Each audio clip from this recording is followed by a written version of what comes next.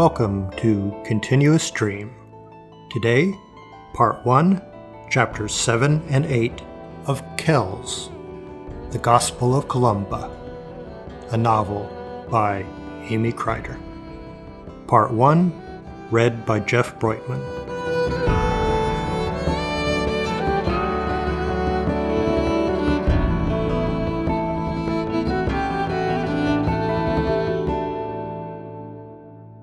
Chapter 7 Arrival. It had been such an arduous test to arrive that my goal was almost forgotten. Una once told me that in the effort of giving birth, she scarcely remembered there would be a baby in the end. That was how I felt. Though Iona is only a short row from the large island of Mull, it wasn't possible to see Iona from where we landed. Its presence so nearby was ghostly. I thought I could hear the bell struck for the evening chant, and I trembled. To spend 10 years waiting for this new life. I can't explain it. That I lived, that no illness or accident or ocean terrors prevented me, it was a miracle. Do you remember how we laughed with the sailors that night, as they told stories on each other? We were all joyous men together. My ankles shook as we pushed off that morning. I couldn't stop shaking. We rounded the point, and Iona lay in the sea, the long, thin island surrounded by a halo of silver sea, its central rocky spine sharply rising over the monastery. It was only a half-hour row, and the miracle was before me. I recalled Deirdre saying something about the madness of miracles. Here was the small beach, called the Bay of the Dead, because here kings of Scotia were brought for burial in the holy cemetery. And there were the monks on shore, who would one day be true brothers to me. We beached the Curragh. I realized they were Brother Reuben and Brother Marcus, and I was still shaking, surprised that I recognized them after so long. Reuben had hardly changed, a little fatter in his round face, but I knew that ironic smile. And Marcus, my schoolfellow, tall and grown now, but I knew his piercing dark eyes that always seemed to look right through me. John introduced himself to them as the boys unloaded the excited calf. "Good day, God bless you, brothers. I bring a penitent who knows this place." I put my hand on Reuben's shoulder. "Do you know me, brother? I have changed much, though you hardly at all. It has been 10 years. Reuben tilted his head and regarded me. I knew I looked a hideous sight. My hair and beard long and matted, my clothes damp with sea and sweat. Marcus suddenly threw his arms around me. "Connachtach!" We hugged as tears came to my eyes. "I have returned." "Like a wild man," he said.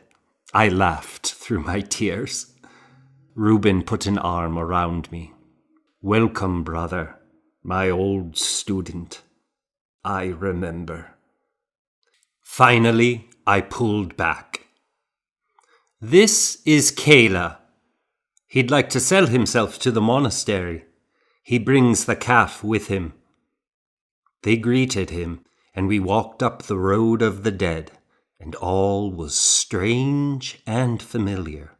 The stone pillars by the road incised with crosses, the crossroad where Marcus and Kayla turned to lead the calf to the west side, while we continued up to the guest house, just past the cemetery of the kings and saints.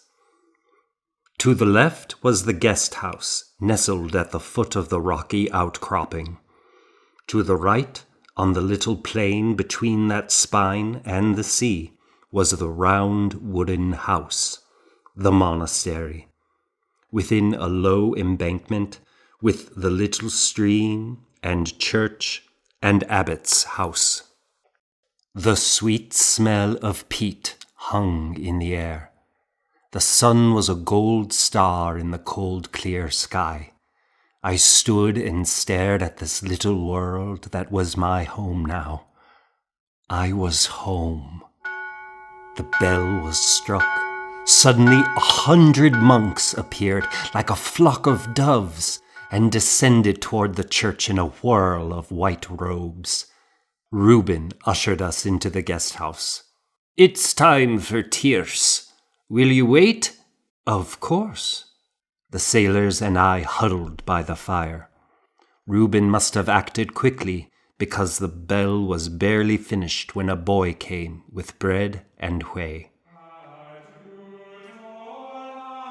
I could scarcely eat around the lump in my throat, because the chant rose from the church, booming through the air, filling the dark room with the passion of 100 holy men. As it rose, I remembered. Cantimus in omni die, consonantes verae, conclamantes Deo dignum, hymnum sanctae Mariam. Let us sing every day, harmonizing in turns, together proclaiming God, a hymn worthy of Holy Mary. In twofold chorus from side to side, let us praise Mary, so that the voice strikes every ear with alternating praise. Mary of the tribe of Judah, Mother of the Most High Lord, gave fitting care to languishing mankind. Gabriel first brought the word from the Father's bosom, which was conceived and received in the mother's womb. She is the Most High, she the holy, venerable Virgin, who by faith did not draw back, but stood forth firmly. None has been found before or since like this mother, not out of all the descendants of the human race. By a woman and a tree the world first perished. By the power of a woman it has returned to salvation. Mary, amazing mother, gave birth to her Father, through whom the whole wide world, washed by water, has believed. She conceived the pearl. They are not empty dreams, for which all sensible Christians have sold all they have. The mother of Christ had made a tunic of seamless weave.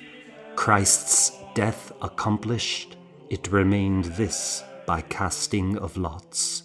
Let us put on the armor of light, the breastplate and helmet, that we might be perfected by God, taken up by Mary.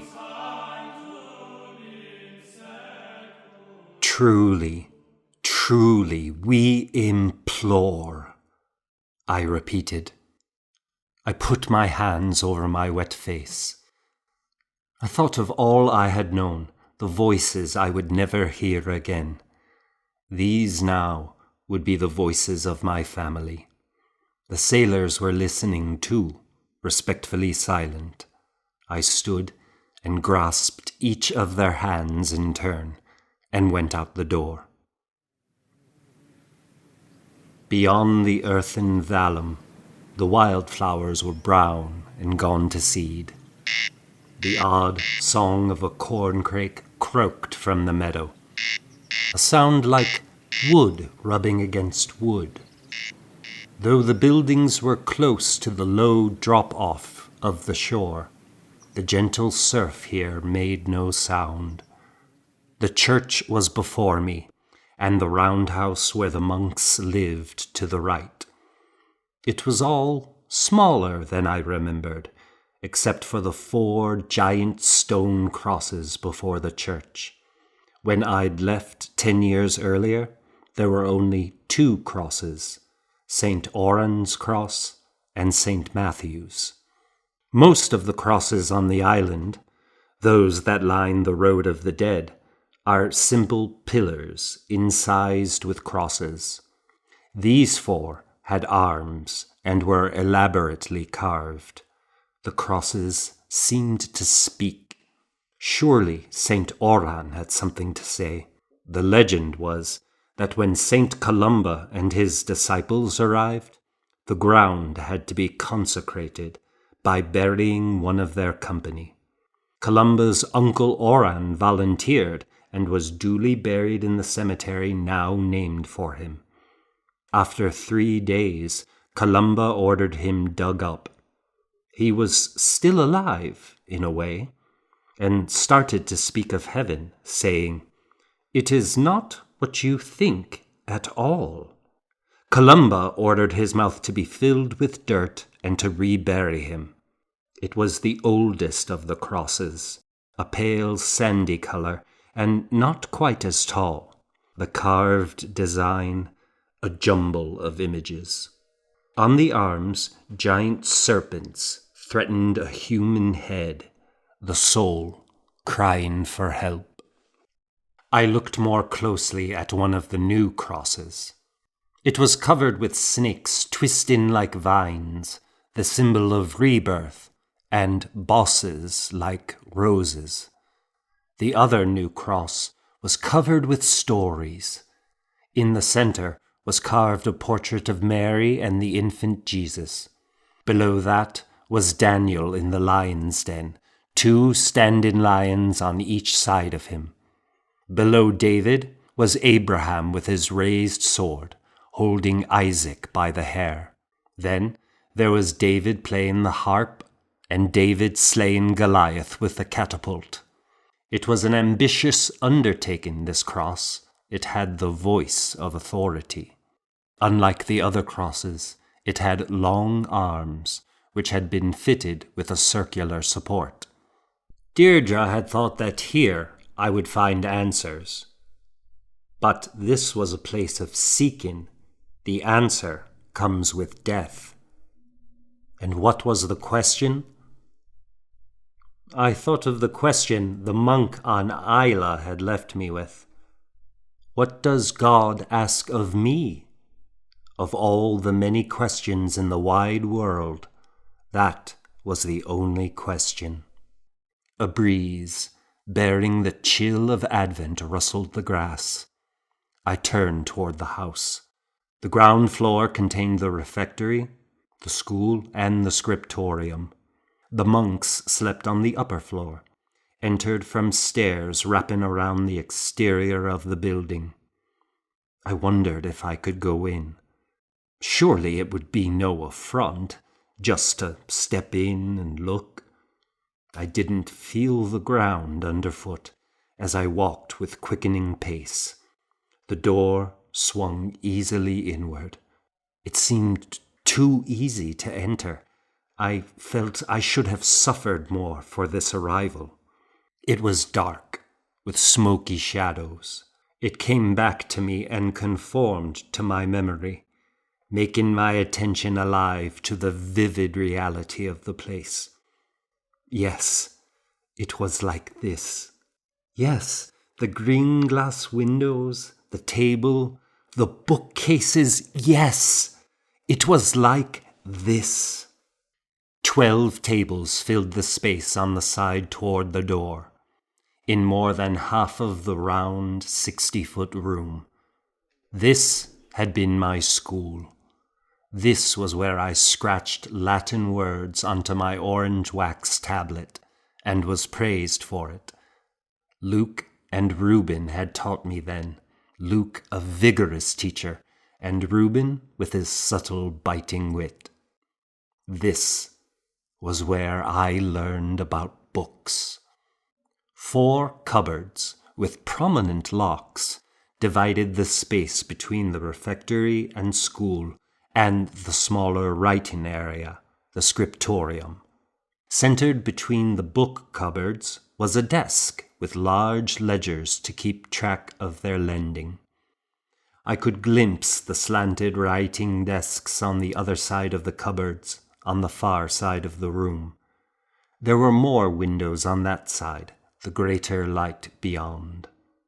With slow, deliberate steps, feeling as if I were floating down a stream, I passed by the tables and cupboards and entered the writing area. My sense of the space was distorted, jumbled with childhood memory. It was smaller than I remembered, the desks close together. The floor was crisscrossed with shadows. Across the slanted desks hung straps, weighted at each end, swaying slightly, that held down the curling vellum.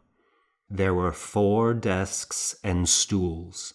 Each desk had a slot for the inkhorn and a footrest. A small table along the side held straight edges, chalk, quills stripped of their barbs, dividers, and a jar of ink. The desks faced a lectern for the times when the scribes copied books read aloud to them.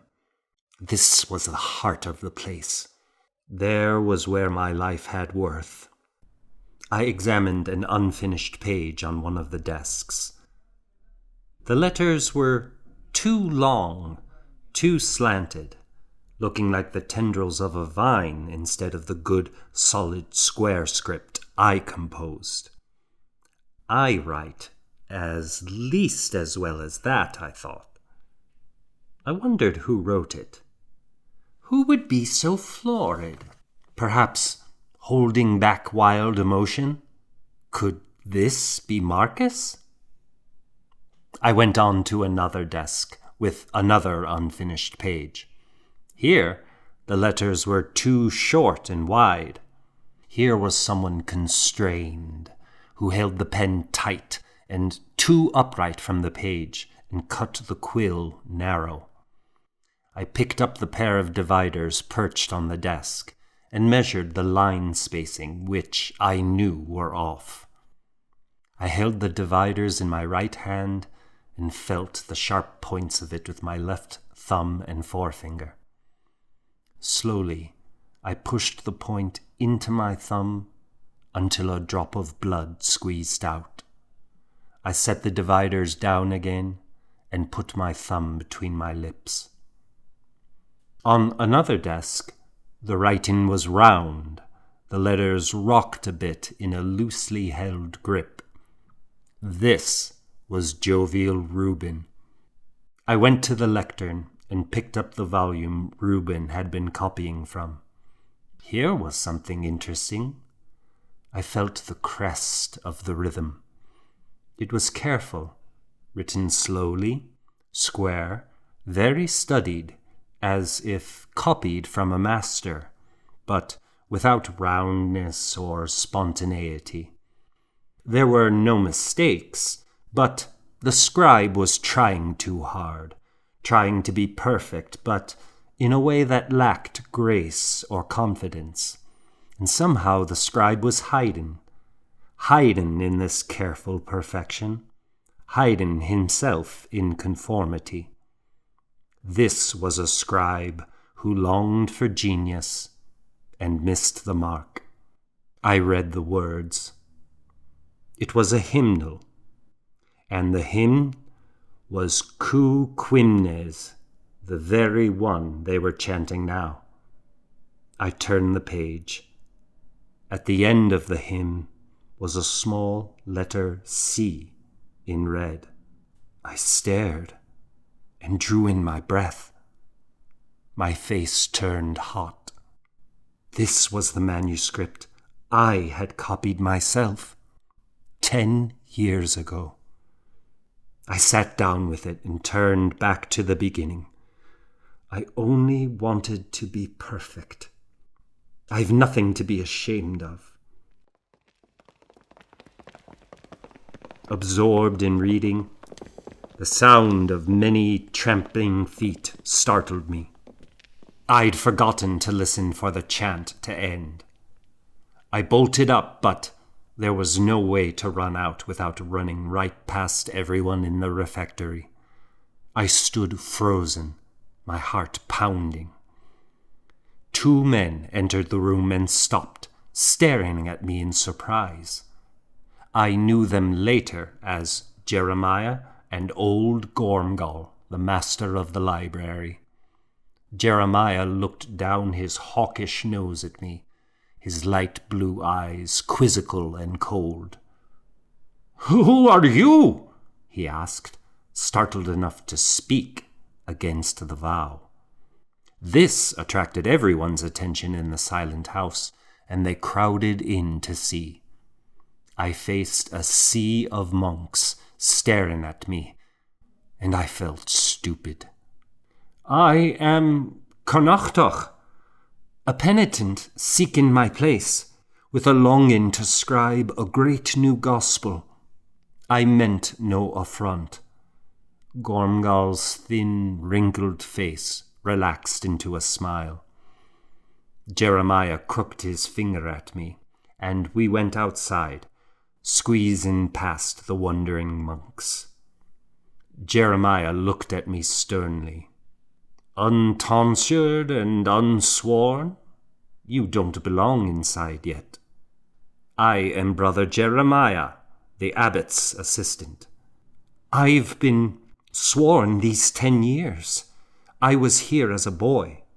My name is Connachtach." He replied sternly, "You were an oblate, and now you still await the ceremony." "It is a matter of an hour." I felt inexplicable anger. There was something about this man I didn't like. "Yes, it is the matter of an hour. That is all the more reason for patience." I swallowed around a lump in my throat. I only longed to see again what my heart has desired all these years. "Your feelings are not important. These feelings are what you leave behind. If you follow every little emotion you experience, you will not last here." After all I had been through, I wanted to hit him. I breathed deeply and tried to quell this rotten feeling. "I have been scribing still, practicing when I could. I've brought a parchment to show the abbot, and I have heard of my dear Luke's blindness. I've come to scribe. You will have a use for me." Jeremiah raised an eyebrow with a slight shrug of his shoulder. "I don't know that we have the need or the resources for a great new gospel. The hides from the slaughter are in the tannin pit. We need shoes."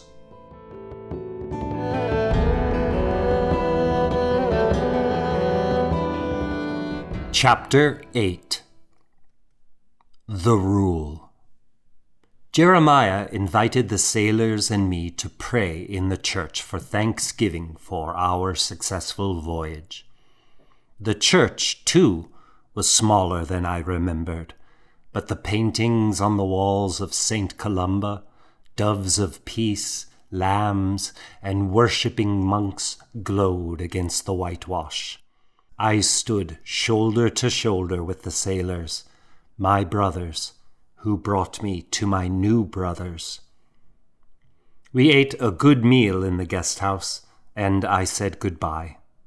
They would wait for the tide, then go back to Mull to spend the night before their perilous voyage home. Did I pray for their safe return? Did I think of the danger I had put them through? I was only thinking of what I wanted, impatient to start. Jeremiah brought me to the abbot's house. I had thought Brizal was old when I knew him before, but he was probably not so very old then. He was shorter than I remembered, and grown thin and wiry with age. His hair around the tonsure was speckled white and grey. Jeremiah spoke first. "This is Connachtach, who was here as a boy, seeking to return to his vow." I knelt before the abbot and kissed his hand. "Connachtach, let me remember." He closed his eyes. I felt he couldn't remember me. He thought a few moments. "You learned with Brother Marcus?" "Yes. I've brought a parchment to show you." I handed it to him. "Ah, this is fine. Very nice. I recall you did do some scribing. It's coming back to me." "Thank you, dear father. I would like to scribe again and create a beautiful gospel like the one from Lindisfarne that I once saw here." The abbot rolled the parchment back up. "We'll see. I'm afraid that's beyond our needs for the moment. You must go back to the beginning, I think. You will spend a penitential year. First things first." "Yes, Father, but I have heard that Luke was struck blind. I will be useful to you." From behind me, Jeremiah cleared his throat. "There are many ways to be useful. Don't fear. There is always work," Brezal said.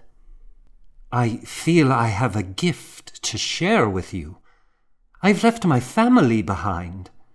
There has been much sacrifice." "Of course." Brezal held the scrolled parchment, tapping it absently. I felt he had hardly seen how fine it was.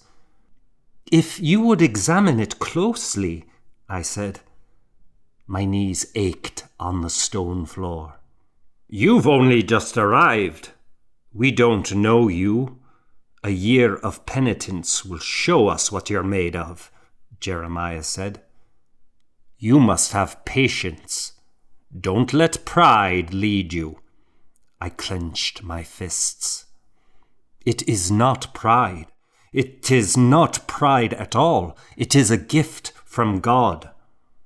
Brezal put 2 fingers on my shoulder. "It is not proper to argue. Calm yourself." I seethed to be told to calm myself. My body was rigid as I knelt on the hard stone floor. His fingers pressed into me. "Breathe slowly and pray deeply," he said. I closed my eyes. I tried to do as he said, taking a deep breath. If only I could be alone with him, without Jeremiah thwarting me. "Let us have the ceremony, seeing as how eager you are," Brezal said. "Pray, and God will examine you. You have much to learn." I looked up at him, and I don't know what expression I had, but he said, "You have nothing to fear." Did I look afraid? "You will need an amchara," said Jeremiah. "I think Brother Luke would have much to teach you. As you know, he was a great scribe, and it has now been taken from him." "Yes," said Brezal. "Brother Luke will guide you well. Unburden yourself to him. Confession will clean your soul." I swallowed and muttered, "Yes, thank you, Father." "The problem with humility," Brezal said, "is that it is the most painful of lessons to learn." I looked up at him, aching all over. His face was smiling, but it was a grim, stern smile. I couldn't speak. There was a public ceremony outdoors as Reuben shaved me and cut my hair and shaved my tonsure. I swore to oppose the devil. I was given a clean white robe. We were 120 men on the island, and men only. The great house was where the 95 monks slept. The rest were laymen, mostly housed between the monastery and the Bay of the Dead along the east coast, where the land was fairly flat, in a dozen small houses, between rigs of wheat and rye, vegetables, herbs, and meadow, and a few outbuildings. Brizal, Gormgal, Nithard, and Luke were the ancient old men, 50 years old or more. Reuben and a small handful of others were in their middle age, the rest ranging from their teens, and a few young oblates at school. We were thin with self-denial, strong with sinew and muscle, mostly bearded, brown-haired, some black, some red. At a glance, we were similar, a family of Christian brothers, but with familiarity we took on our unique characteristics. Above the bearded chin, one had a bent nose, another pockmarked, another freckled and pale. Reuben, with his round, fleshy face, often smiling ironically. Marcus, with his frank, darkly penetrating eyes. 95 young, strong men, in an ordinary life, would rule strong farms, take wives, concubines, command children, increase their cattle, take base clients, fight in battles, or protect their land against a chief's wanton raids. But these men did not choose that life. They lived among other men and gave up autonomy to a life that was regulated every day, not just by season and climate, but regulated by the hour. They lived to pray. They prayed together and alone, prayers that were the same on rotation week to week, and prayers that varied in subtle ways, their private prayers different from unison chant, the chants different when it was hot or humid, or cold and dry, the timbre of their voices softly changing, echoing the pattern of the year. They prayed through hunger. They prayed in the joy of sacrifice, the freedom of sacrifice. These were men who lived together and were silent, except for the 3 hours between tierce and nones, when they heard instruction or confessed. These were men who felt the weight of their sins and offered each other forgiveness, warmth, wordless understanding, because all were the same. In the tiny, packed church, our sweat warmed the air. There were offices of chanting approximately every 3 hours, from prime at dawn to compline just before bed in the evening, with the deep of night interrupted for matins. Between prime and compline were tierce, sext, nones, and vespers. There was a meal in the morning after tierce and another after nones, except for the fast days of Wednesday and Friday, when there was only the one morning meal. During times of hard work, we might have some cheese and milk before compline. This was the rule. The rule was not to talk in the house and as little as possible within the monastic enclosure. The rule was the rejection of idleness, the spurning of vanity, and devotion to God. The rule was hunger. The rule was love for one's brothers, obedience to the abbot, pity for all sinners, and mercy to all who repented. One prayed for guidance from the saints, from Saint Columba, and from 100 others. One sought to be perfect and know with deep remorse one's failings. One sought peace above all, the peace of Columba, the peace of Christ, peace between men, peace within one's soul. In our vow of silence, hand signals and facial expressions were the only communication.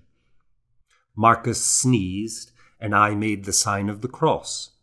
Bless you.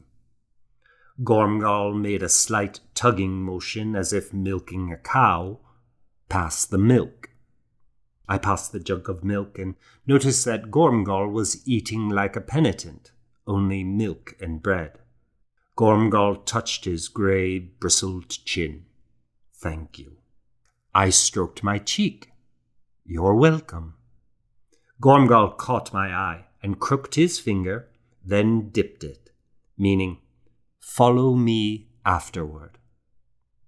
There were a half a dozen boys, younger oblates, who cleared the tables. I followed Gormgall outside into Columba's crypt. I ducked in the low-ceilinged room and knelt before the stone sarcophagus that held the saint's bones. Gormgall took down a small silver reliquary. He placed it before me. Inside was a pair of dividers, a straight edge, and a quill. Gormgall gestured to it. I picked up the quill. The tip was stained with brown ink. I stroked it. It was hardened, smooth, and dry. I had never touched Columba's relics before. I felt very blessed and smiled at Gormgall. He whispered, I think of a new gospel also. Armagh is rising up the legends of Patrick. They are raising him up above Columba. They are puffed up with pride, and they act as if Patrick were the mightiest, the patron saint of all Scotia. It is galling beyond endurance. He turned red. I fast against them. I eat but once every day. I fast against them in the name of Jesus Christ. They will come down. Columba must be remembered.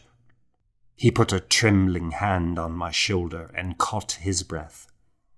I put my hand around his. We sat still for a while, Gormgall's raspy breath echoing in the tomb. I couldn't help smiling, bowing my head to hide it. We prayed more before we left. Outside, Gormgall leaned against me, weak with hunger. He was light as a bird, just air and bone. I held the old man, who swayed like a thin willow branch, for a minute or two. Perhaps you should eat, I whispered. As if to prove wrong such an offensive idea, Gormgall immediately straightened himself, planting his feet. He clasped his hands and raised them, shaking them to the moon. There was still some time left before Compline. I went to Luke's private cell to make my daily confession. Abbot Brizal had chosen him to be my Amchara, my brother of the heart. I knocked on the door. Come in, brother. A white cat darted in between my feet. Here's Pangur Ban, said Luke, when the cat leapt into his lap. Luke sat up in his cot. His blind, sunken eyes were shaped like two tiny fish. The old scribe spent his days privately praying in a little cell near the crypt. Do you have a wax tablet, Connachtach? There should be one here. I've composed a little poem I'd like you to scribe for me. I'd like to send it to my dear old confessor at Lindisfarne, when next we send monks there.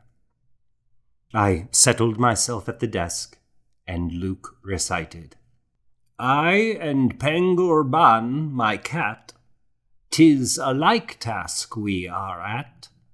Hunting mice is his delight, hunting words I sit all night. 'Tis a merry thing to see, at our tasks how glad are we, when at home we sit and find entertainment to our mind. 'Gainst the wall he sets his eye, full and fierce and sharp and sly.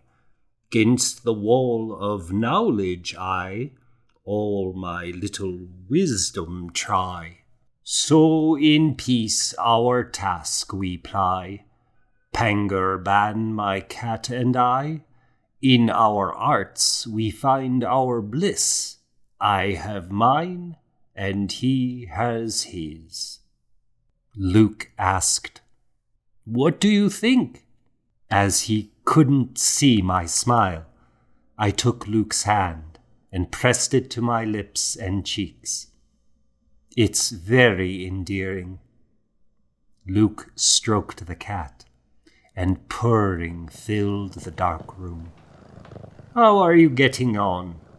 Can you take instruction? Of course, I said. Can you? I remember instruction rankled you. Did it? But I'm not a boy now. But I think you feel you are finished. You are arrived, that you have entered your vocation and you have nothing more to learn. But this is only the beginning. You are stripped of all and emptied and must be made new. Your soul is like iron, to be smelted in the Holocaust and beaten hard and steady. Do you feel your soul like iron? I shuddered. Yes, so it is. Fired and beaten it must be, until it softly glows. Do you see the faces of the other monks, how they glow? Some. Luke put his fingertips to his forehead. That is the worst part about my blindness, not seeing the faces and having to speak to communicate. In the silent world inside, much is communicated through expression. You must be aware of that. I considered this. There was Gormgall, red-faced and emotional, and Reuben had a sideways glance and a wry, ironic smile. Many of the monks did have a glow. I wondered what my face revealed. I felt I had things I wanted to keep secret. I wish you could see me, I said. I took his hands and put them on my face. You are tense, he said. I kept his cool hands on my cheek. I came with a purpose, and it is thwarted. I've left my family, left them in want, and the mission that I felt blessed my journey is for naught. So is mine, he said quietly. Let us help you. I didn't want to speak. I had said more than I wanted to. He said, It is desire for things that causes pain. You must let God in. How little you mention God. It is not a desire for a thing. It is a mission from God that I came on. My work is my prayer. I am being denied God, I said, with uncontrolled anger in my voice. He was silent for a long pause as my words hung in the air. If you could only hear yourself, if you could only know yourself. Do you want help? Of course, he said. I am giving you the best help I can. You don't want it. I rose. I will leave, and perhaps next time you will have something else to say. I wish you would allow me into your heart. I have bared my soul. Your heart is hard.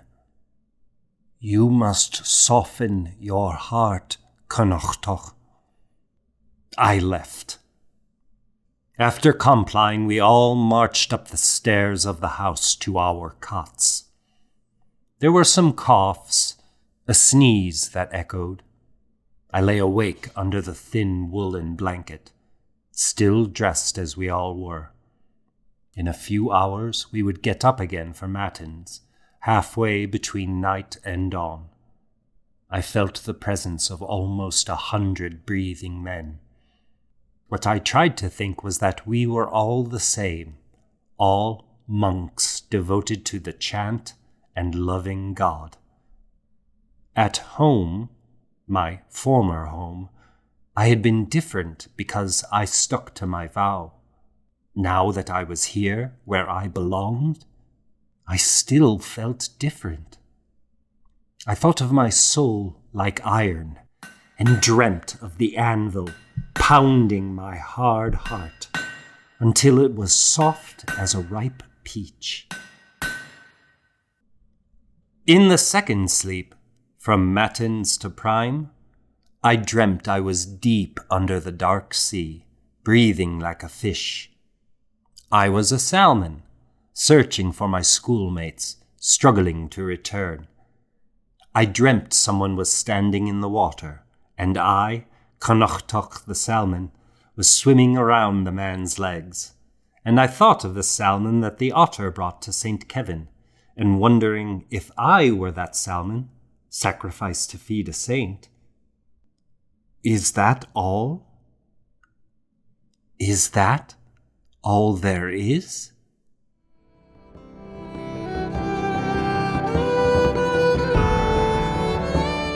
To be continued.